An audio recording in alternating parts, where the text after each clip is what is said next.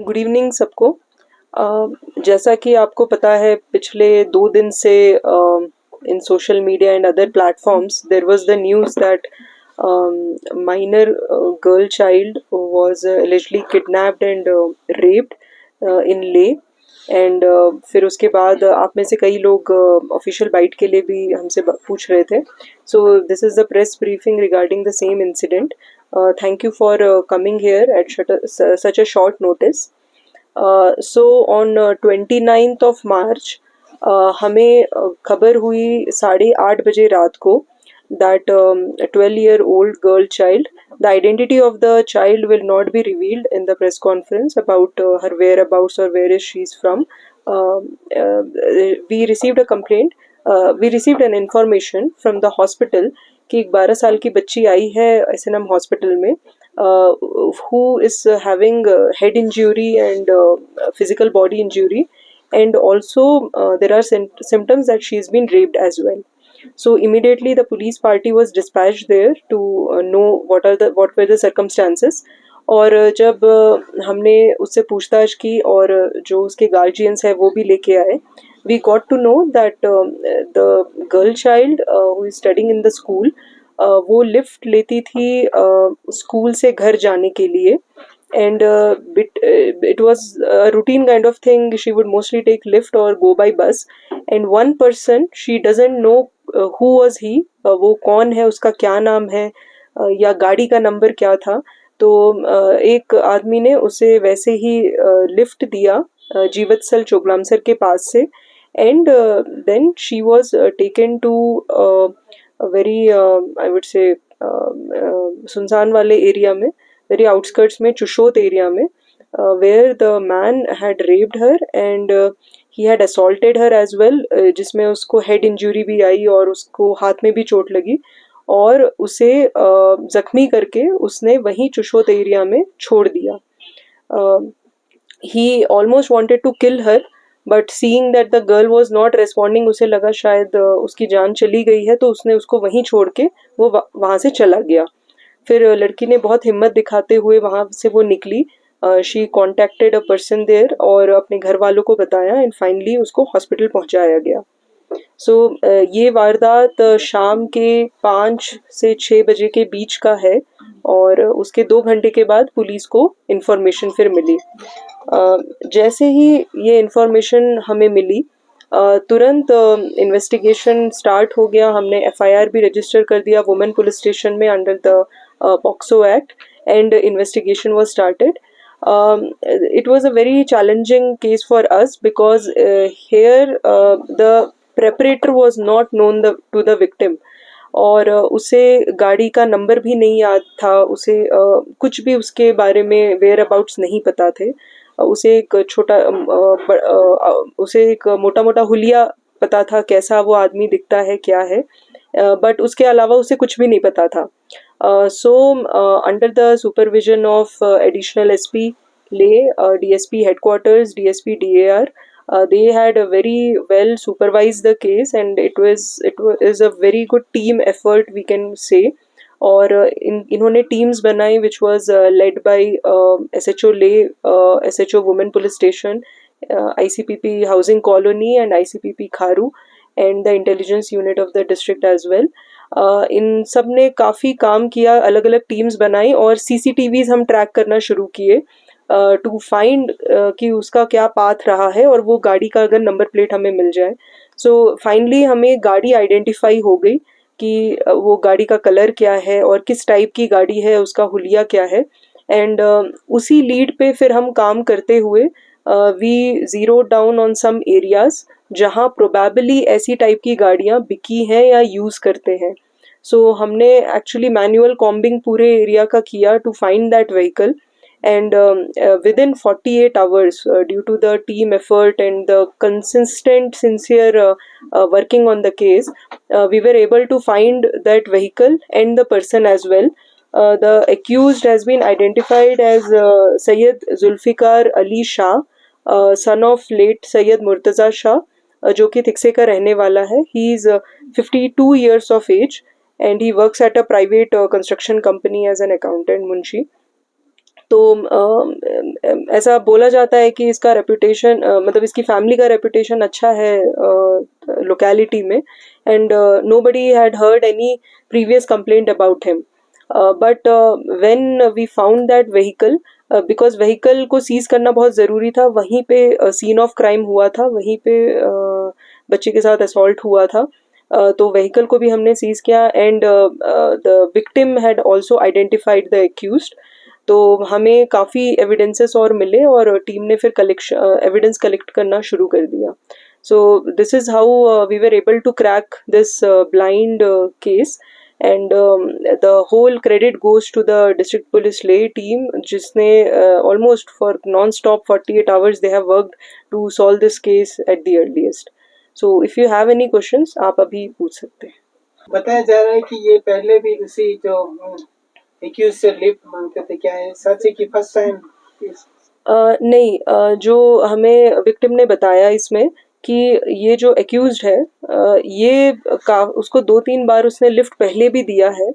तो हमारा अंदेशा है कि जो एक्यूज्ड है वो जानता है कि ये लड़की कहाँ रहती है और कब कब ये आती है लिफ्ट लेने के लिए. तो ये एक this was not like a chance thing, जो हमें लगता है कि ये ऐसा नहीं है कि जस्ट एक स्पर ऑफ द मोमेंट वाला हादसा है या वो है. ये इसकी प्रिपरेशन भी थी, ये जानता भी था कि बच्ची जाती है यहाँ से और उसका घर उसी साइड में पड़ता है, तो वो लिफ्ट भी उसको देता था. तो एक्वेंटेंस था उसका बच्ची के साथ, बट बच्ची उसका नाम और डिटेल्स नहीं जानती थी. मैम कौन कौन सी धारा अभी लगी हुई है?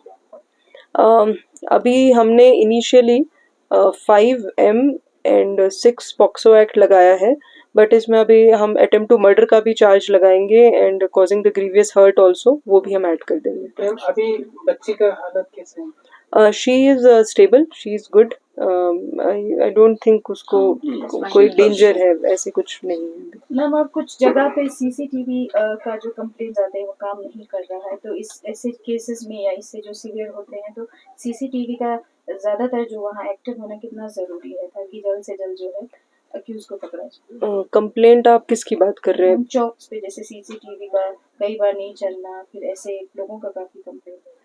देखिए, जो सीसीटीवी है अगर वो पार्टनरशिप में हो तो ज़्यादा इफेक्टिव होती है. यहाँ आप देखते हैं कि रोड के ऊपर ही बहुत दुकानें हैं, लेह में, चोगलामसर में, थिक से शे में भी, क्योंकि वो टूरिस्ट एरियाज भी हैं और जनरली लोग वहाँ जाते भी है. बट हमने ये पाया है कि बहुत कम जगह सही अमाउंट में सीसीटीवी लगे हैं और रोड कवर करते हुए लगे हैं. अगर आप एक्सपेक्ट करते हैं कि पुलिस ही सब जगह सीसीटीवी लगाए, हमारा एक वो मेगा प्रोजेक्ट तो है ही, लेकिन अभी उसको स्टार्ट होने में या उसको अभी फंक्शनल होने में थोड़ा टाइम लगेगा. जितने इस केस की अगर हम बात करें तो जो हमने सीसीटीवी का ट्रेल निकाला है, काफ़ी दिक्कत भी हुई थी हमें कि बहुत जगह क्लैरिटी नहीं है और लोगों को लगता है कि मैं दुकान बंद कर दूंगा तो मैं सीसीटीवी भी ऑफ कर दूंगा. जो ये पब्लिक पार्टनरशिप है सीसीटीवी को लेके, वो बहुत ही कम अवेयरनेस है, जिसके बारे में वैसे तो हम बोलते रहते हैं. तो हमने जो सीसीटीवीज कलेक्ट किए हैं वो मोस्टली पब्लिक एरिया से ही कलेक्ट किए हैं, जिसकी जो दुकानें होती थी, पेट्रोल पंप चौक में होता था. बट हमें जूझना पड़ा क्लैरिटी अच्छी ना होने के कारण, या वो रोड को कवर नहीं करते थे उसके कारण. तो जब तक के पुलिस का प्रॉपर सेंट्रल सीसीटीवी फंक्शनल हो जाता है, तब तक के एक मैं समझती हूँ कि पब्लिक का भी एक जिम्मेदारी बनता है कि वो अपने कमर्शियल इस्टेब्लिशमेंट्स में और जो स्पेशली रोड की तरफ जाता है उस जगह अच्छे कैमरास वो लगाएं और अपनी दुकान बंद होने पे ऑफ ना कर दें. तो वो अगर कंटिन्यूस ऑन रहेगा तो हमें और भी अच्छा क्लू और अच्छा एविडेंस मिलने के उम्मीद है. मैम रिसेंटली एक सोशल मीडिया में ग्रुप ऑफ लड़के लड़ते हुए वायरल हुआ था, उसके ऊपर पुलिस का किस तरह से एक्शन है? और सेकंड क्वेश्चन इज जिस तरह से अभी ये केस हुआ है और ऐसे जो सोशल मीडिया में एक तो लड़के लड़ रहे हैं, तो इन सारी चीज़ों में पुलिस का पेट्रोलिंग आप बढ़ाएंगे या किस तरह से पुलिस काम करने वाले हैं?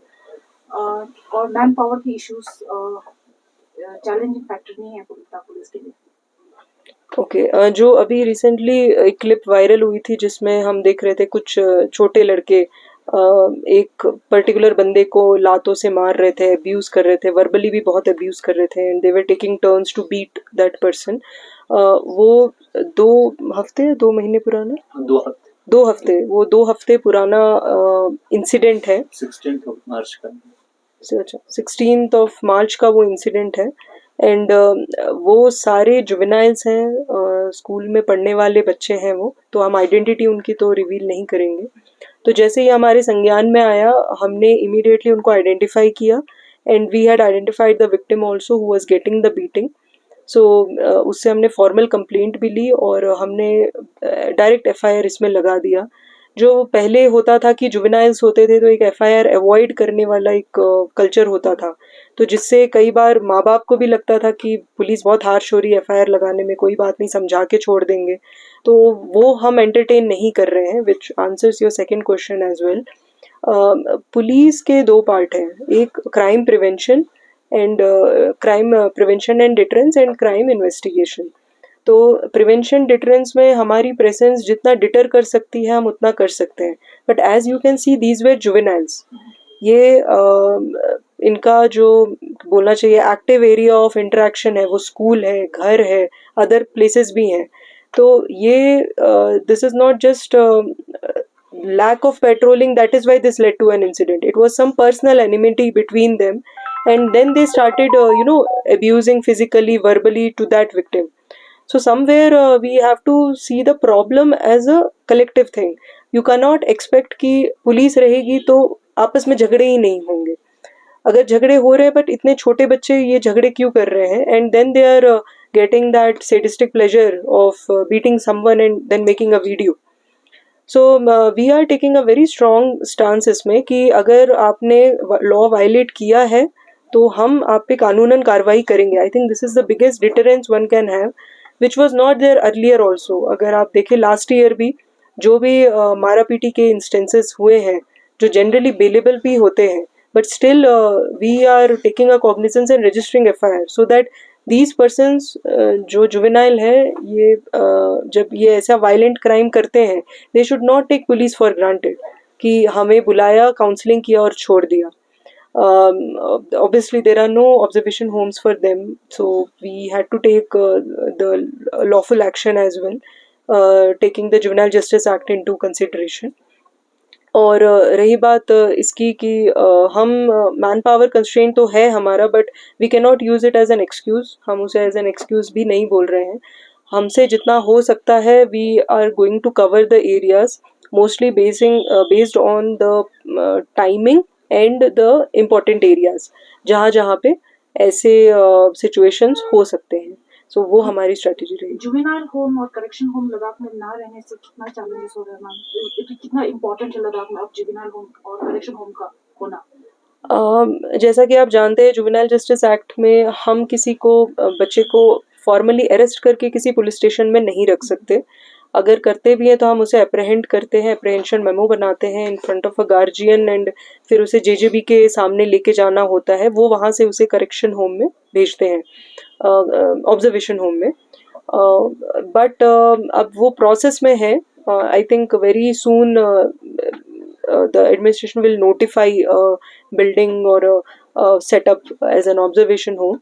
So at least it will give a sense of implementation of law कि अगर आपके अगेंस्ट केस रजिस्टर हुआ है तो आपको थोड़ी देर के लिए ऑब्जर्वेशन होम में भी रहना पड़ेगा। So that will bring a sense of responsibility towards the parents as well. Ma'am अभी जो विक्टिम्स है वो काफी ट्रॉमा में होंगे, तो एडमिनिस्ट्रेशन की तरफ से कैसे काउंसलिंग का कुछ ऐसे? इसमें अगर आप पॉक्सो एक्ट में प्रोविजन है कि चाइल्ड वेलफेयर कमेटी के जो काउंसलर या वर्कर होते हैं वो काउंसलिंग देते हैं अदर देन पुलिस तो अपना काम कर ही रही है, बट उसको विक्टिम को एंड उसकी फैमिली को काउंसलिंग करने के लिए CWC की तरफ से वर्कर भी आते हैं। एंड ऑब्वियसली हॉस्पिटल में भी जो कंसर्न डॉक्टर्स हैं वो भी देखते हैं विक्टिम का मेंटल वेलबींग अच्छा हो। तो हम सारा केयर लेते हैं कि उसे किसी भी चीज़ की हरासमेंट ना हो या वो दोबारा उस ट्रॉमा से ना गुजरे। मैम एक्यूज को पकड़ने से पहले जैसे इन्फॉर्मेशन जैसे लीक हुआ था इस केस में, कल सोशल मीडिया पे पहले आ रहे थे अरेस्ट होने से पहले, तो ये कितना ज़रूरी है कि ये इन्फॉर्मेशन को वो किया जाए? जैसे देखिए, जब इन्वेस्टिगेशन होती है हमारे पास कुछ लीड्स होते हैं जिससे हम एक्यूज की तरफ पहुंच सकते हैं। अगर इसको मीडिया वेट ना करे या फिर बिना पूछे वो इम्पोर्टेंट लीड्स को ब्रेकिंग न्यूज़ के रेस के चक्कर में लीक कर दे, तो हो सकता है एक्यूज्ड को चौकन्ना हो जाए और हमारे इम्पोर्टेंट एविडेंसेस भी डिस्ट्रॉय कर ले और वो भाग भी जाए। चूँकि लद्दाख थोड़ा दूर दराज का इलाका है, अगर यही चीज़ सिटी में होती है तो ये बहुत मुश्किल हो जाता है। तो मुझे लगता है कि सम कंस्ट्रेंट और some respect should also be given to the investigation line. ऐसा नहीं है कि हम आपसे कोई चीज़ छुपा रहे हैं, कि इवेंचुअली तो हम आपको सब चीज़ बताएंगे, लेकिन this is not a race about who knows what, because ultimately it is a law. The media does not decide कि केस में कन्विक्शन होगी कि एक्विटल होगा। The evidences has to decide that thing, and जब trial होता है तो ये बहुत इंपॉर्टेंट चीज़ें होती है। और कई बार तो ये हमें प्रूव करना पड़ता है कि आप ये एविडेंस का टाइम ये दिखा रहे हैं, लेकिन मीडिया में तो टाइम ये आया था, जबकि वो वेरीफाइड नहीं होता है। सो these all things jeopardize the case and actually lead to the sabotage of the case. But like I said कि जब कुछ ऑफिशियल होता है वो हम अपनी तरफ से खुद ही बता देंगे, एंड मीडिया की तरफ से रिस्पॉन्सिबल रिपोर्टिंग भी काफ़ी फ़र्क कर सकती है।